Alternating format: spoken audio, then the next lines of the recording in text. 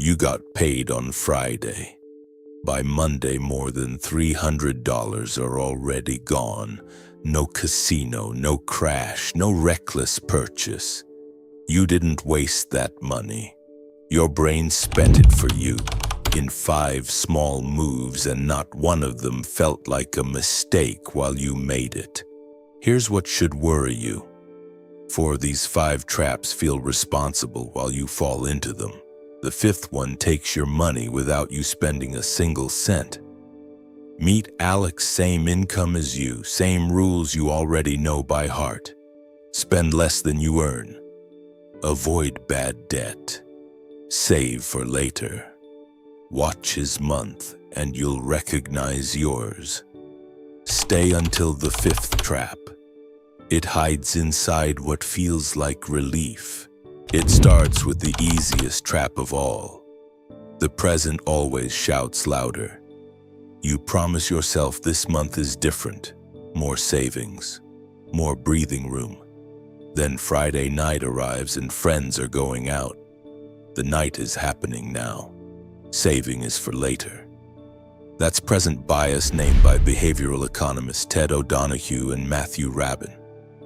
A reward you can have now feels far bigger than a larger reward arriving months away. The present speaks in high definition. The future only whispers. It's why people delay saving and paying off debt, even when they know exactly what it costs them. Alex tells himself he just needs more discipline. But discipline means fighting the same battle every single week. Save it, spend it, just this once. Eventually, the present wins. The fix isn't willpower, it's removing the decision. Richard Thaler and Shlomo Benartzi proved it with a program called Save More Tomorrow. When money moves to savings automatically on payday before you can touch it, people save far more and never feel deprived. Future you gets paid before present you is allowed to negotiate. Because when saving depends on whatever's left, the present always finds a reason to leave nothing. But the next purchase isn't about fun. It's about pain. The second trap hits on your worst days. You're not always buying the product. Picture a bad afternoon, criticism at work. You feel powerless. That night you open your phone. You're not looking for anything. Minutes later, you're staring at something expensive, and you buy it. You didn't buy the object. You bought the feeling, relief, control, a little proof that you're okay. It's called retail therapy, and it's measurable. In a study published in Psychological Science, Cynthia Kreider and her colleagues found that sadness reliably makes people pay more for the exact same thing. The object changes clothes, gadgets, a bottle, a ticket. The pattern doesn't. A bad feeling shows up, a purchase follows, relief arrives. Your brain files the sequence: pain, purchase, relief. Repeat it enough and spending becomes a reflex. That's why just stop wasting money almost never works. The spending is solving a real emotional need in the most expensive, most temporary way available. So before an unplanned purchase, the better question isn't, can I afford this? It's, what feeling am I trying to buy? Relief from boredom? Protection from being left out? Leave it in the cart and wait one day. By tomorrow, the urge is weaker. The product didn't change. Your emotional state did. And the systems you're about to use are built to make the next trap painless. The third trap works by shrinking what you feel. Small payments hide large decisions. Imagine $1,200 in cash on a table and pushing every bill across it to buy a phone. You'd feel that.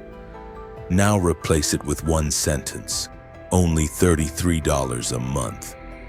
Suddenly the phone feels cheap. It isn't. The cost just became invisible. Drazen Prelec and George Loewenstein called this the pain of paying. The further money gets from physical cash, the less spending hurts. A tap hurts less than handing over bills. One click hurts less than typing your card in. A monthly payment hurts less than the full price. The commitment is identical, only the pain shrinks. And it's deliberate. Prelec and Duncan's semester ran an experiment where people bid on tickets. Those paying by credit card were willing to spend up to twice as much as those paying cash.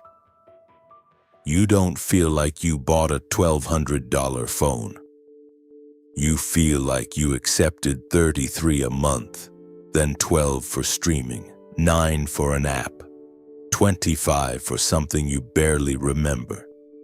Each one looks harmless alone. Together they claim a piece of every paycheck before it even lands.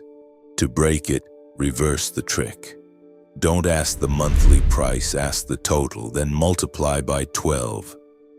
Then turn it into something you can feel, not $200. 10 hours of your life after tax. Then money you didn't expect lands in your account. And your brain instantly rewrites the rules. Here's the trap that makes smart, careful people betray their own rules. Your brain invents free money. A refund hits your account, $900. Your salary is carefully split: rent, food, bills, savings. But the refund doesn't feel like salary. It feels like a bonus, a reward, money you're allowed to enjoy. Within days, most of it is gone. Here's the strange part. You'd never pull $900 from your normal pay to spend it the same way, but $900 is $900. Your brain just filed it under a different label. Richard Thaler won a Nobel Prize for naming this.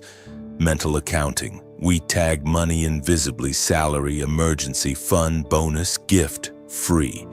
The labels help us organize. They also let us contradict ourselves.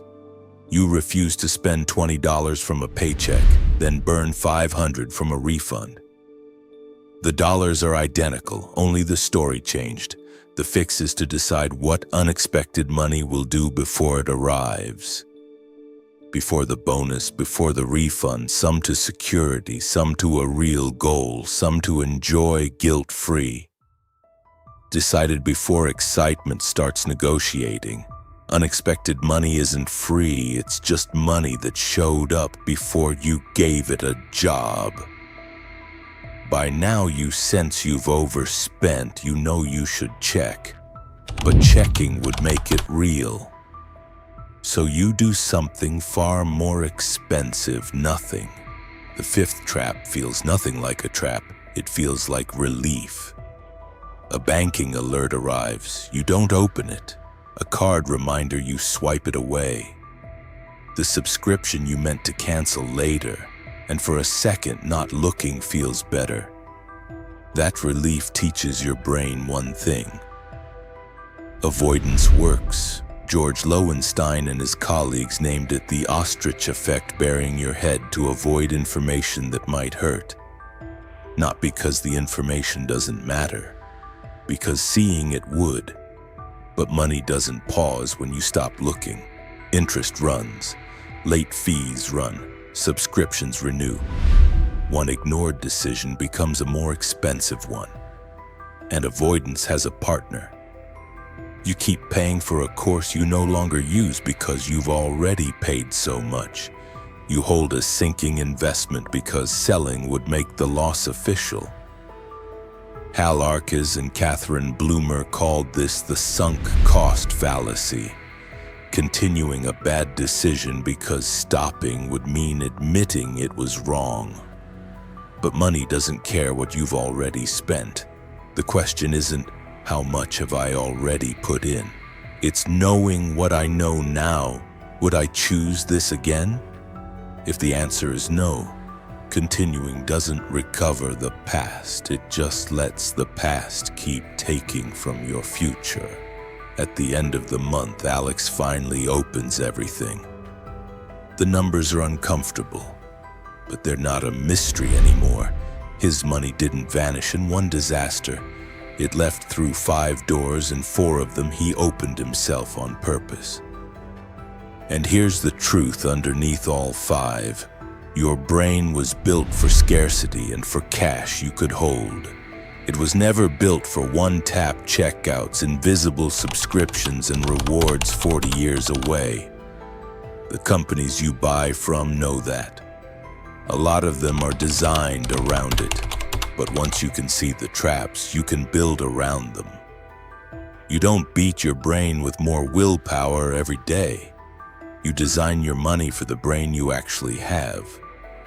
Automate saving before the present can claim it. Delay any purchase made in an emotional moment. Make the full cost visible before you approve a smaller-looking version of it.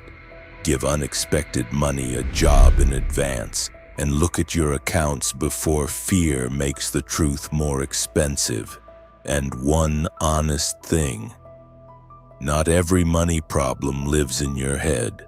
Low wages are real, rent is real, inflation is real. You can do everything right and still struggle because the margin simply isn't there.